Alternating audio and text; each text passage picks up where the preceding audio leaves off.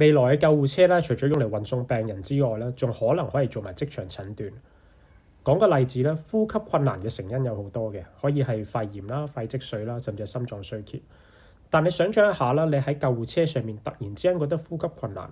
喺你未被送到醫院照肺之前咧，救護員係唔能夠確定你個肺係咩事，再確保你去到醫院嗰時咧，係去到最合適嘅部門嗰度咧去做治療嘅。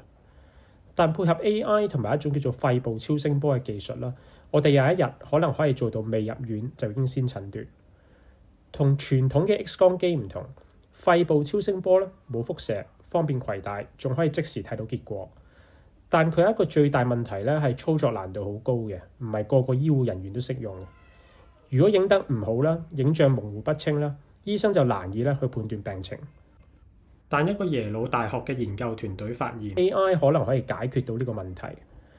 研究團隊咧應用咗一個 AI 系統，可以即時指導醫護人員咧點樣擺好超聲波機嘅探頭，自動評估嘅影像質素，甚至係自動儲存咧最佳畫面嘅。基本上咧就係將一部肺部超聲波機由一部要特登去學去練先用得好嘅單反相機咧，變成一部智能相機，將所有人咧都變成攝影大師。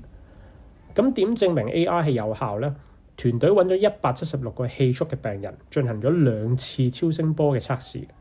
其中一次咧係由超聲波專家喺冇 AI 協助嘅情況下去做，而另一次咧就係由一啲冇乜做過超聲波經驗嘅醫護人員，好似護士等等咧，喺接受完個 AI 軟件訓練之後咧，利用 AI 協助去做嘅。最後團隊咧將兩組拍出嚟嘅肺部影像交俾一個專家小組咧去做盲測，睇下影出嚟嘅影像咧係咪達到可以用嚟俾醫生做診斷嘅質素。